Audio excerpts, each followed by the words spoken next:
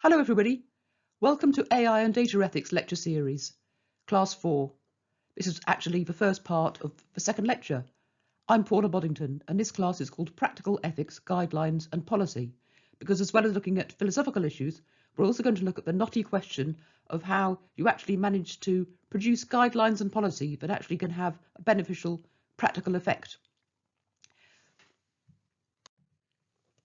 So first of all, we're going to listen to an extract from a video recording by Alan J. McDonald. I'll put the full description in the box below.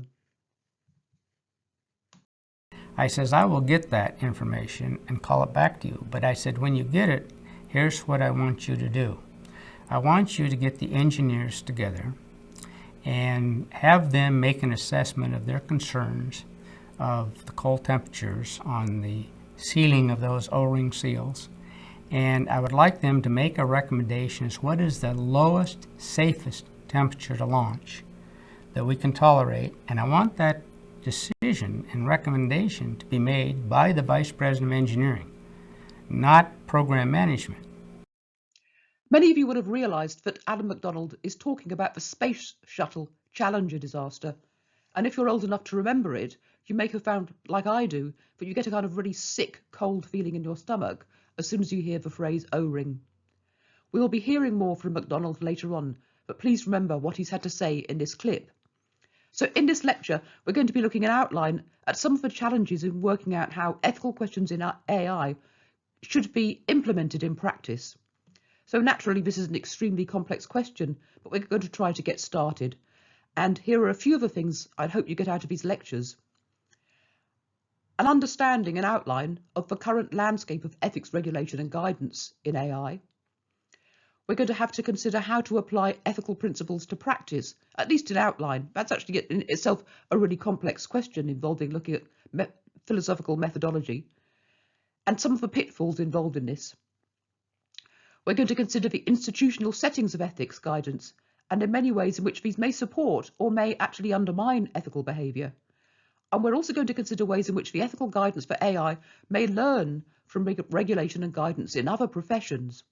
As I keep on stressing, there's an awful lot we can learn from other areas. The Challenger disaster wasn't one that involved the use of AI per se in the way that we're talking about it. The reasons behind it were actually far more mundane. But it's included here because we can learn from a great deal in other areas, such as many cases in engineering ethics. And we can learn a great deal, very sadly, from cases where things have gone really horribly wrong. So we need to consider how AI may have problems in common with other areas, but also what might be unique or distinctive about it. I often jokingly tell my students that I work in ethics because it's so easy, because there's only 2 questions that you need to answer. You need to ask the question about what to do, you need to know what to do, and secondly, you need to actually do it. It's looking at actually doing it, or translating knowing what to do into actually doing it, which is really the crux of a matter in looking at policy and guidance. It's not a question that philosophers tend to look at in a great deal themselves from a point of view of simply philosophy. We look at questions such as weakness of will, where you might know what to do but simply fail to do it, or questions like self-deception, where you might in some sense know really what you should be doing it, but you somehow convince yourself that actually something else is true. What we're going to be looking at in relation to AI is going to be really, really complex. And again, we'll only be able to touch on these issues and introduce them. One of the big questions is how you translate some very abstract general principle or general value into something more concrete, which might apply to a particular situation. And then how you go from that more concrete idea about what it is we ought to do to making certain that the right things actually happen. And in relation to AI and technology, there are also really complex questions related to the power of the big tech corporations.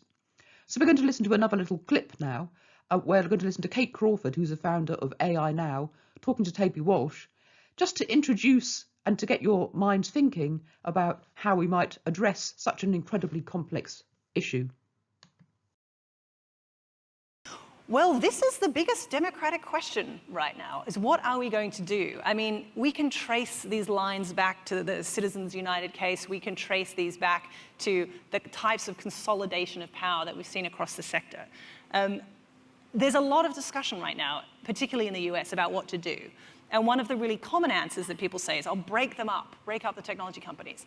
And what's interesting is that I don't think that solves the sorts of questions that we've been talking about tonight. Like, if you just have 5 Facebooks all extracting data and all creating their own massive AI models that use an enormous amount of energy, have we actually made things better? We might have actually made things worse.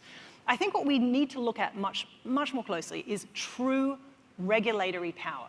We need to regulate this sector if indeed we believe that this is a powerful tool, like all other powerful tools, from nuclear energy to the car to airplanes. We regulate them. It is outrageous to me that we have a system right now where these companies are barely regulated. So I think that is something that is very commonly understood. We had GDPR come through in Europe last May, and what we saw, even though it's an imperfect piece of legislation, is that it caused a change. All of the tech companies actually had to reshard their servers. They had to change what they did so that if you're receiving those websites or social media services in Europe, you're actually receiving something different. It has different terms and conditions. So it can be done. It just shows us that these systems are not, because I'm sure you remember, they used to say, oh, we couldn't possibly meet GDPR. It'll be outrageous. It'll be the end of the industry. Surprise, surprise, it wasn't. So I think regulation in a weird way is actually healthy for the sector, and I think the sector has to realize that so many of the problems from Cambridge Analytica to what we've seen in terms of bias and discrimination is because of this total lack of thinking about the consequences of what's being built. But if you take a company like Facebook, I mean, if you actually regulate it so it behaved well, would there be anything left? Very good question, Toby. I like this question. And here's the website for AI Now, the organisation that Kate Crawford co-founded, that focuses on the social implications of AI. There's so much going on right now in the area of AI ethics and regulation that the organisation Algorithm Watch even has an AI ethics guidelines global inventory where you can search the inventory to find out what's going on. The last time I looked, there were 80-something sets of policy guidance. So there's really, really an awful lot happening. And there's some quite interesting work comparing and contrasting the kinds of things that go into different ethics guidance and regulation across the world. One of the earliest sets of such guidance is the Principles of Robotics from the Engineering and Physical Sciences Research Council of the UK. Now, obviously, one of the things which distinguishes different sets of guidance is the different areas that they're looking at, and there are obviously distinctive and particular questions around robotics. The preamble to this set of the Principles of Robotics actually mentions Isaac Asimov's famous 3 and later 4 laws of robotics, and we're going to mention these again in the lectures series later on. So when you're looking at different sets of guidance and policy, remember what kind of area of application it's intended for. This is another example from the UK House of Lords Select Committee on Artificial Intelligence, a report that came out in 2018, AI and the UK, ready, willing and able. Now, this is something else to note, which that many of these reports are not, of course, dealing particularly with ethics, or at least exclusively with ethics, although as you'll see, as we've noticed in classes before, questions about ethics and value come in over and over, and they're often made really explicitly. But in this report, it's looking more broadly at whether or not the UK is going to be ready to develop AI and what kind of economic and scientific and research benefits it's going to get from it.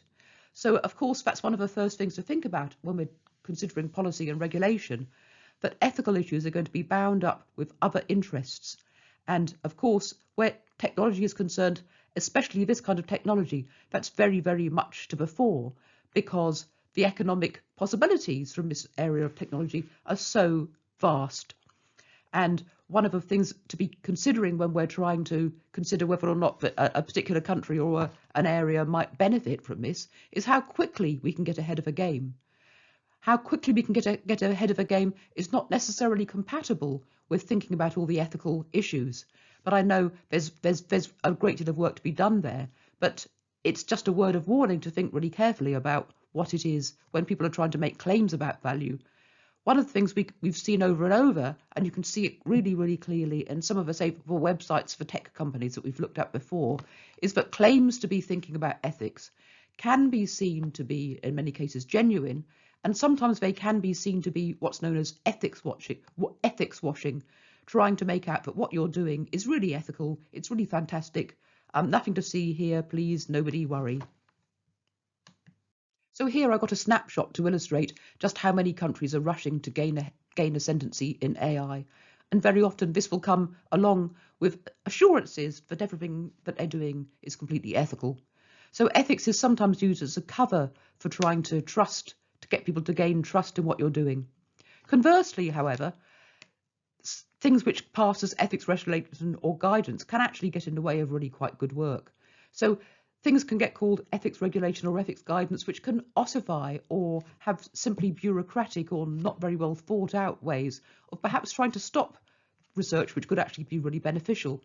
So I've done a lot of work, joint work with social scientists who always need to get ethics clearance for their work. And in fact, I've also worked on committees looking at these kinds of questions. And I can testify that quite often what counts as ethics clearance is nothing other than simply holding up work that could really have gone ahead and produced quite a great deal of benefit. Here's another example. The European Union has been doing a lot of work on ethics and AI and regulation. The independent high-level expert group on artificial intelligence of the European Union has published this ethics guidance for trustworthy AI. And I'm drawing it to your attention partly to get you to look at the word trustworthy, because the notion of getting trustworthy AI is one that's come to the fore very recently, in quite recent years, that the idea we should be able to get people to trust AI. This is something that I always actually personally find a bit suspicious, because if somebody's trying to make great efforts to get you to trust something, I would always immediately wonder, why are you trying to get me to trust it? We might also point out that the notion of the AI itself being trustworthy is problematic, because the AI is simply a bit of technology which is always going to be nested in a certain social context of application where it's made by people, developed by people, used by people, and applied by people. So for trustworthiness, if there is genuine trustworthiness, should belong really to the whole network in which it's being used. And again, another example from Europe, the AI for People's Ethical Framework for a Good AI Society. In the last year, in 2020, they produced a set of guidance, or a set of documents taking 7 different areas and trying to see how the high-level abstract principles could be applied in different areas. I was actually involved in working on 2 of the committees, one on looking at AI and medicine, and the other looking at technology and media.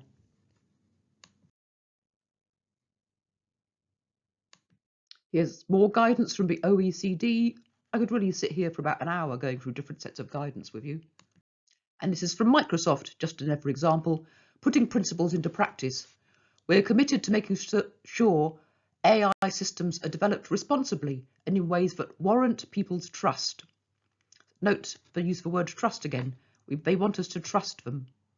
Wonder about that. Last week I mentioned the IEEE. I'll carry on using the acronym because it's so hard to say the full name. For a few years actually, they've been developing a really large project looking at what they call ethically aligned design for autonomous systems. So actually it's quite well worth looking at what they're producing there actually. The IEEE's documents make a point, which is also made by many other people, that just as the AI that's being developed, or that's the tech companies that have most ascendancy and most monetary power, most impact in the world at the moment, tend to come out from certain parts of the world. So likewise, the ethics guidance and policy also tends to come mostly from certain parts of the world. So it's really interesting to see this position paper on indigenous AI. I'll put the link in the description box, which is exploring the impact on AI of different indigenous communities and individuals around the world. With guidance and policy in the process of being developed all over the place, keep an eye out, because it's often possible to find consultations seeking people's different views. So it's quite often possible to make responses to consultations and see what's been going on and possibly have an impact on developing policy. Whether or not they take any notice of anything that anybody says is another question, but it's quite interesting to see this. So just some reflections and things to think about. You need to consider who's producing ethics guidance and policy and why it's being produced. What are the interests that are actually being served? What are the contents? What's the scope of it? And what's the source of its power? We also need to look at what's the context of the application, what's being said and what's being not said, what else should be said, and who should be asked. So there's a range of different questions we can use to interrogate the policy and guidance that's being produced. This update to our terms from Facebook popped up on my Facebook feed just as I was preparing this lecture.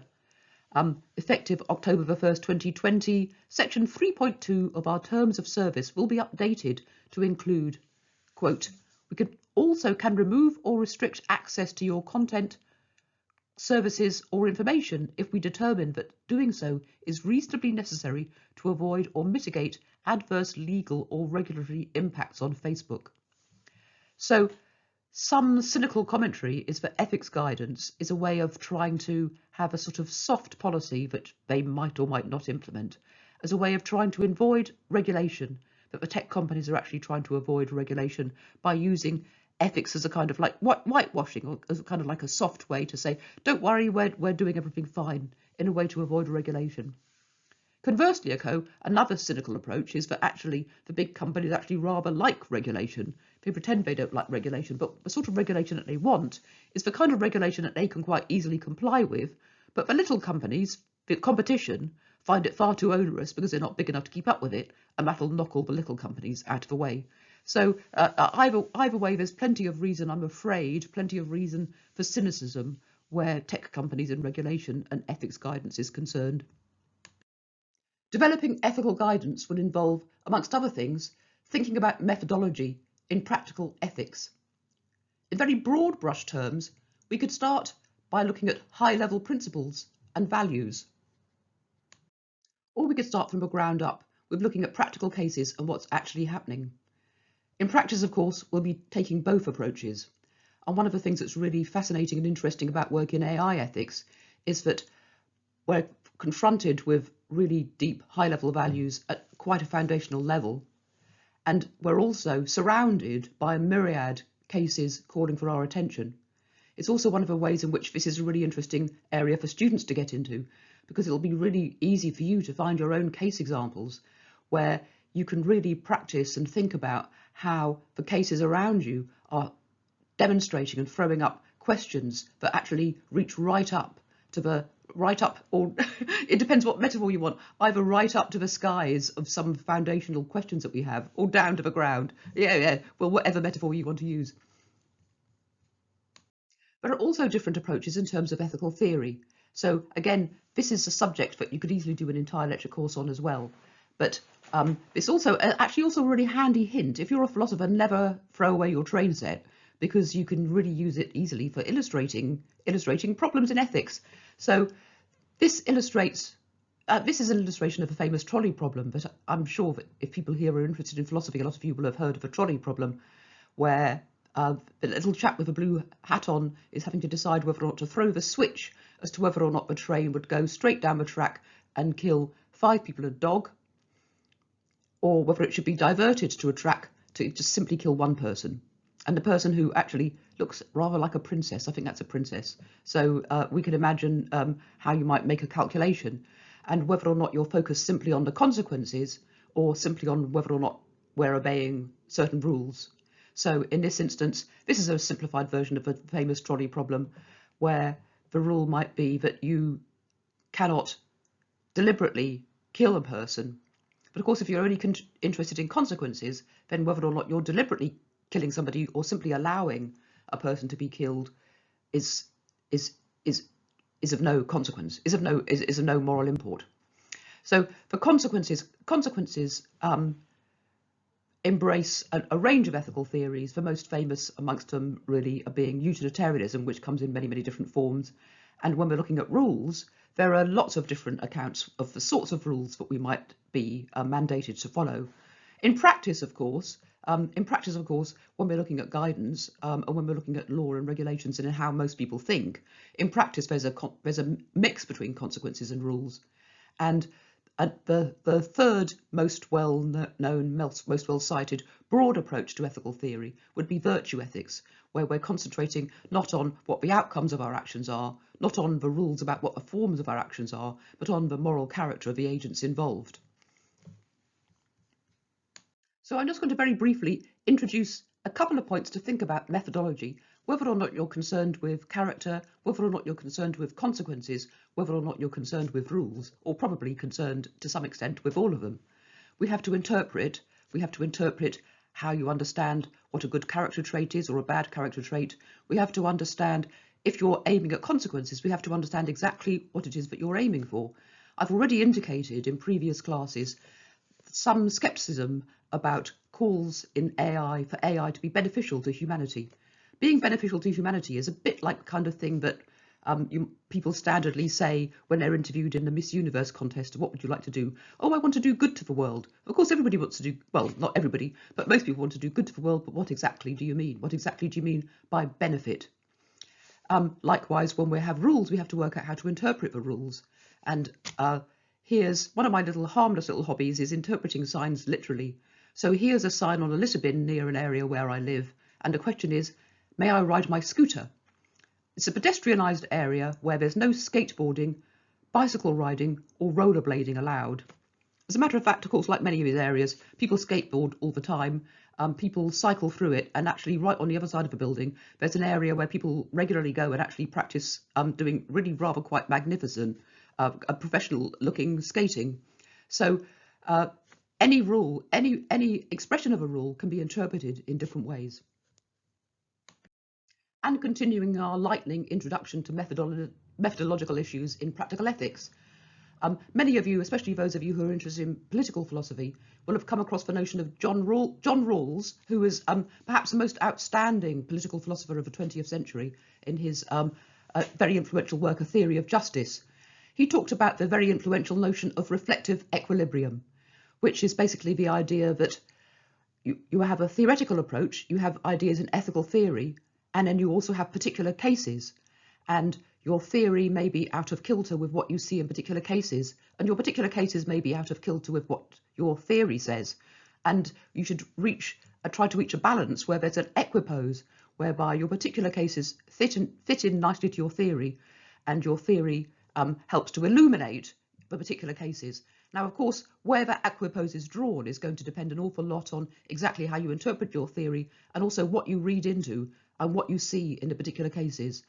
So there's an awful lot that could be said about this, but this is an introduction to the idea that you don't want to have a theory that's going to have ridiculous implications or contradictory implications for particular cases. And we also need to have a look at particular cases to see whether or not our theory perhaps is up to muster. Now, and again, a great deal could be said about that, because there's many things that could go wrong there.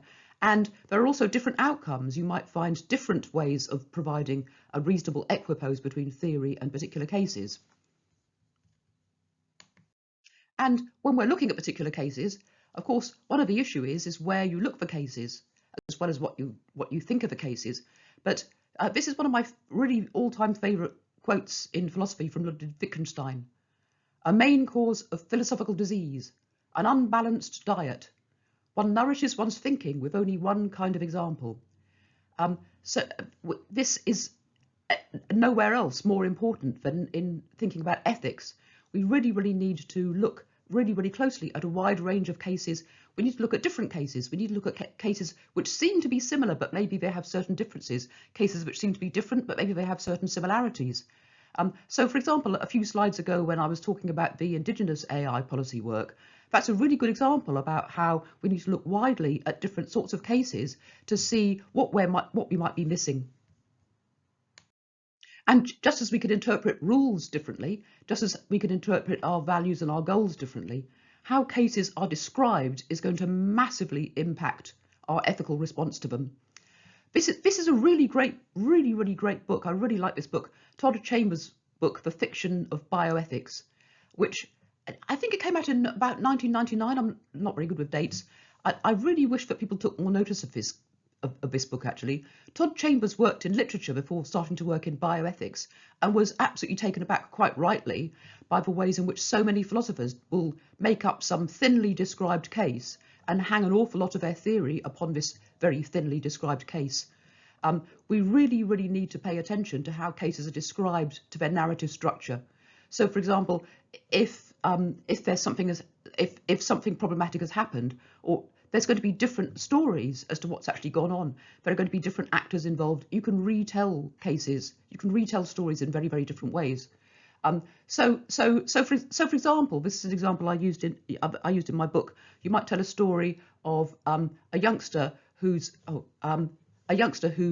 left orphaned after his mother dies, and he's left wandering alone, and he's got a cruel, distant father, and what happens to this orphaned youngster wandering around alone in a forest. You might think, God, this is absolutely terrible. We couldn't possibly let kids watch this. It's this plot of Bambi. So it depends really how we describe what's going on in the stories. And here's a good example where the Washington Post was quite rightly ribbed for this headline after the death of Abu Bakr al-Baghdadi, austere religious scholar at the helm of Islamic State. An austere religious scholar who also just happened to repeatedly rape US hostage Kayla Mueller and turn Yazidi girls into personal sex slaves, which gives a completely different complexion on his obituary. And while we're at it, here's another I couldn't resist putting in: fiery but mostly peaceful protests after a police shooting. Now, of course, there's genuine room for disagreement here, because if it was just a few people who were setting fire to buildings and lootings, and the vast majority of people who were peaceful, you could describe the protest as mostly peaceful. But another thing I'd like to draw your attention to is the way in which images are used, because one of the reasons why this headline had such ridicule is because the reporter is literally standing in front of a burning building and cars on fire. The way in which we look at images in AI is also going to be really, really critically important, because it's going to help to shape how we're thinking about what's going on, how we're imagining what's going on, and how we see the relationship of AI or robots or computing in general to us, and that's going to help to shape our values. The precise words we use can mislead, or they can even reverse meaning. Okay, so I'm not going to expect you to read all the words on this screen, although of course you can always pause it and read if you want. This is from an article that I co-wrote a few years ago with a friend of mine, Susan Hogben, who's since sadly died. We were looking. Susan was a discourse analyst who loved language and looked really, really closely about how we use language and how we describe things. So it was just such a treat and a delight to work with her. And we were working on a project looking at genetic testing in childhood, and in particular about how the policies were drawn up. And one of the conclusions we came to is precisely how the cases are described has a very large impact on policy formation. So for example, in this particular example we're using from this paper, and I'll give the link to the paper in the description box. It was referring to screening program for sickle cell disease in African American populations in the USA in the 1970s, which talked about stigma. But only one of the papers out of the many we looked at who referred to this very famous and controversial screening program, only one of the paper even mentions that it was African Americans who were largely inside this screening program, despite the fact they were talking about stigma. And we talked about other cases where there's sort of implicit or unstated but implied claims about the particular people or the particular background, for example, particular values of the people in the cases. So thanks again to my brother for this, one of his photographs, the Horsehead Nebula. Just to illustrate it, really, really nicely illustrates how we impose familiar notions on the world. It's easy to see why this is called the Horsehead Nebula. Of course, if you could get up close, it would look nothing like this. It's not a horse head, we just impose it onto the world. And that's, again, as I mentioned before, the way in which we see faces in things when I introduced Professor Potato. There's no way around this. There's no way around imposing our views of things onto the world. But it's useful to be reminded of it. It also means it's really useful to be doing ethics and thinking about it in conjunction with other people. It's also one of the reasons why it's important to think about history, to imagine how we might have thought about things in a different time and in different contexts in different places. Because a different lens can change our vision of a world. This is exactly the same with different filters. So again, thank you very much for listening. Again, I feel as if I've done nothing more than just introduce you to lots of different questions that we haven't had time to answer, but that's what doing philosophy is like, I'm afraid. So thank you for listening, and we'll continue more about looking at practical guidance and ethics and policy in the next couple of classes. See you then.